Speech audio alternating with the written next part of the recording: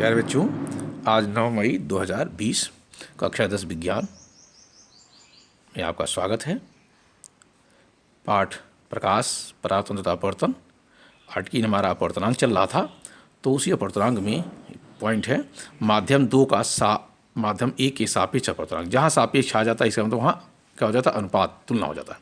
तो मान लिया माध्यम 1 में प्रकाश की चाल v1 तथा माध्यम 2 में प्रकाश की चाल v2 है, तब माध्यम 2 का माध्यम 1 के सापेक्ष अपवर्तनांक माध्यम 1 में प्रकाश की चाल तथा माध्यम 2 में प्रकाश की चाल के अनुपात द्वारा व्यक्त करते हैं। जैसे लिखा है ये अपवर्तनांक के लिए नीटा 2:1, 21 नहीं है 2:1 पढ़ेंगे। 2:1 में 2 के सापेक्ष माध्यम 2 का अपवर्तनांक 1 के सापेक्ष में 2 का अपवर्तनांक का 1 के सापेक्ष निकला। तो माध्यम 1 में प्रकाश की चाल v1 बटे माध्यम 2 में प्रकाश की चाल v2, ये हमारा हो गया। इसी प्रकार माध्यम 1 का माध्यम 2 के सापेक्ष अपवर्तनांक, तो यहाँ लिखेंगे नीटा 1:2। माध्यम 2 में प्रकाश की चाल v2, माध्यम 1 में प्रकाश की चाल v1 है। यदि वायु या निर्यात में प्रकाश की चाल c तथा माध्यम में प्रकाश की चाल v है, तो माध्यम का अपवर्तनांक nw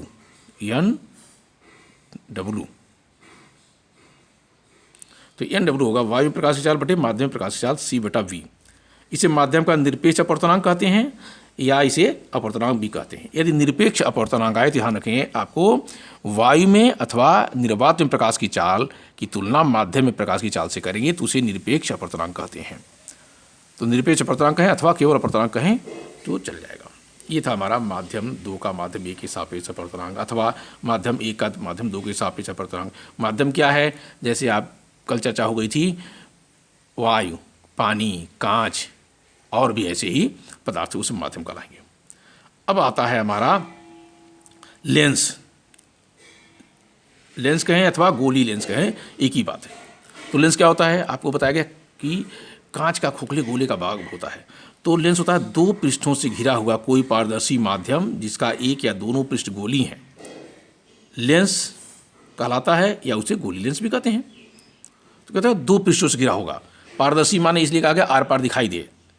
तो किस प्रकार किस चीज़ से बन सकता है आप समझिए। प्रायः जो हमारे पास प्रयोग होता है वो कांच का बना हुआ होता है। तो क्या परिभाषा बनी लेंस की, 2 पृष्ठों से घिरा हुआ, पृष्ठ माने सतह, 2 पृष्ठों से घिरा हुआ कोई पारदर्शी माध्यम जिसका एक या दोनों पृष्ठ गोली है, लेंस या गोली लेंस कहलाता है। अब लेंस के प्रकार, लेंस मुख्यतः 2 प्रकार के होते हैं। जरा इसमें एक जरूर जान लीजिए कि दोनों होंगे तो हमारे पास उत्तल लेंस अवतल लेंस चर्चा है 2 प्रकार की। अब यदि एक पृष्ठ माने एक सतह समतल हो तो उसको अवतल हो तो समतलोत्तल अथवा समतल उत्तल, ऐसे ही समअवतल, समतल अवतल, ये भी कह सकते हैं। दूसरा ऐसा भी हो सकता है एक तरफ अवतल हो दूसरी तरफ उत्तल हो तो उसको अवतल उत्तल लेंस कहते हैं। लेकिन प्रायः हमारे कोर्स में यही 2 लेंस हैं, उत्तल लेंस और अवतल लेंस। उत्तल लेंस को अभिसारी लेंस भी कहते हैं।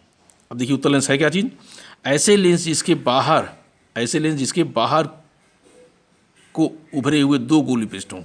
लेंस होंगे बाहर की तरफ उभरे होंगे 2 गोली पृष्ठ होंगे। इसका मतलब क्या होगा, ऐसे लेंस को द्विउत्तल लेंस अथवा उत्तल लेंस कहते हैं। द्वि माने क्यों कहा गया कि दोनों सतह, दोनों बाहरी सतह है, दोनों उत्तल लेंस होंगे या केवल उत्तल लेंस भी उसको कहेंगे। तो उत्तल लेंस या अभिसारी लेंस की क्या परिभाषा बनी, ऐसे लेंस जिसके बाहर की ओर कह सकते हैं, बाहर की ओर उभरे हुए 2 गोली पृष्ठ हों तो ऐसे लेंस को द्विउत्तल लेंस अथवा उत्तल लेंस कहते हैं। पहचान क्या है, ध्यान रखें, उत्तल लेंस किनारे पतला होगा, बीच में उभरा या मोटा होगा, बीच में मोटा होगा, छूने पता चल जाएगा। और दूसरा है, हम इसे अभिसारी लेंस क्यों कहते हैं, तो उत्तल लेंस प्रकाश की किरणों को अभिसरित करता है अर्थात केंद्रित करता है। बाहर से किरणें आएंगी और एक बिंदु पे केंद्रित होंगी, उसे अभिसरित कहते हैं, अतः इसे अभिसारी लेंस भी कहते हैं उत्तल लेंस के लिए। अब अवतल लेंस में क्या है, अवतल लेंस या इसे अपसारी लेंस कहते हैं।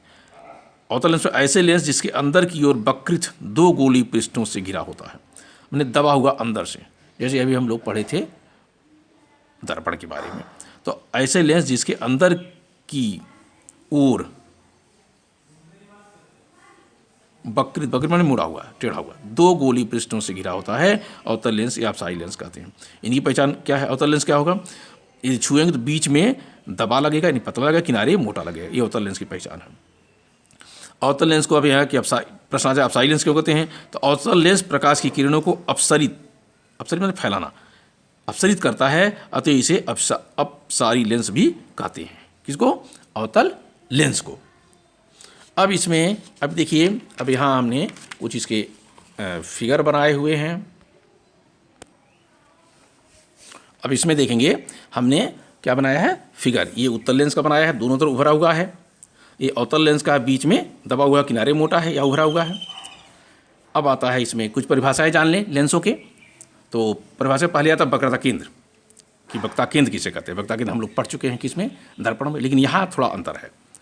लेंस उत्तल हो चाहे अवतल हो, उत्तल लेंस हो अथवा अवतल लेंस का प्रत्येक पृष्ठ एक गोले का भाग होता है।